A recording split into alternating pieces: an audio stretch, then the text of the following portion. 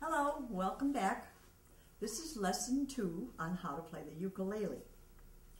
Last time we talked about the pitches when we tune G, C, E, A, A. My dog has fleas. If you recall, each time you play you have to just double check your pitches. And when you're tuning, you turn the pegs, raise it and lower it. Raise it and lower it. I brought an example of another ukulele that has a different kind of peg for tuning. This is a cheaper type. This works much better. It doesn't slip as much. But this costs about 1/3 of the price.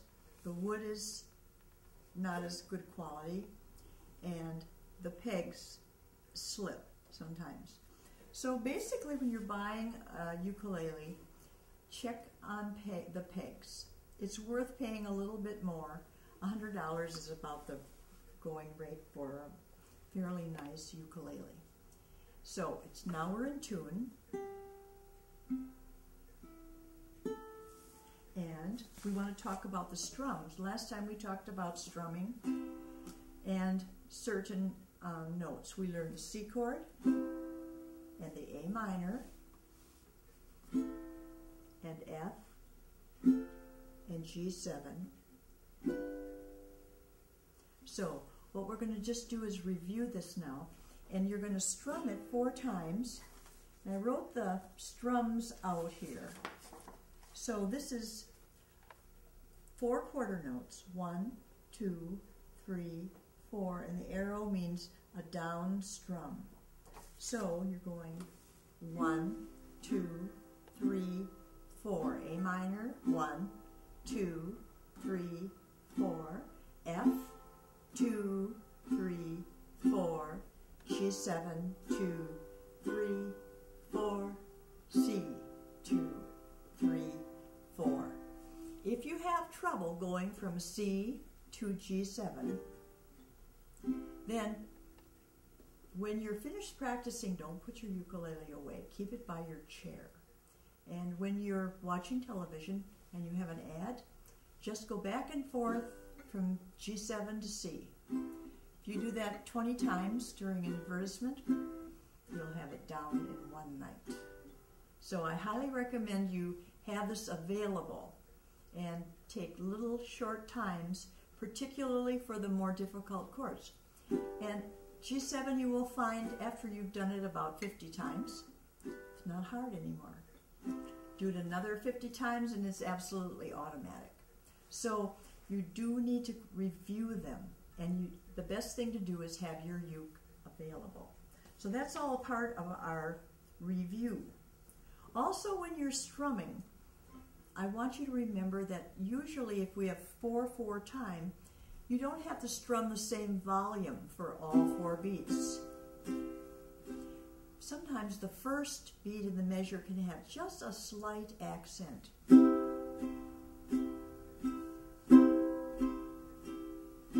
1, 2, 3, 4. Okay, that takes care of our review.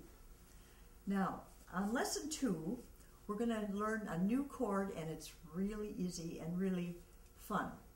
And it's C7. Now you recall C, you had your ring finger, 4th finger, on the 3rd fret on the 4th string. So here we have C. When you have C7, we bring our finger down to the 1st fret. And then we go back and forth from F to C7,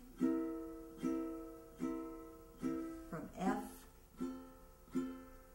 to C7. Now, when you have F and C7, or C and G7, That means you can do a two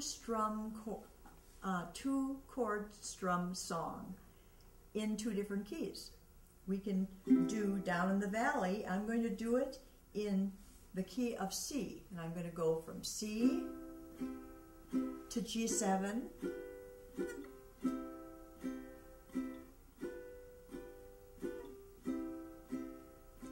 down in the valley so low, hang your head over, hear the wind blow. 1, 2, 3. Notice I'm accenting a little bit on the first beat. 1, 2, 3. 1, 2, 3. Now I wrote that out so it looks like this. We have 3/4 time Down in the Valley, and the first beat is a little accented. Not really loud, but a little bit louder than the other two. And I put that little curve so that you just sort of swish it. We're still going down, however. We're strumming. All 3 strums are down. So it's down and a little bit softer. Now, we have done that in the key of C, and we use C and G7. Sometimes we call it C and G7.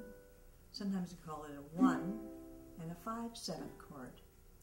Now, we can do the same song using F. Remember, F has the pointer finger on the 3rd string, 1st fret, and the tall man finger is on the 1st string, 2nd fret. That's F. And now we're going to go back and forth from F to C7 and back to F. All right, we're going to do Down in the Valley again, only this time we're going to do it in the key of F.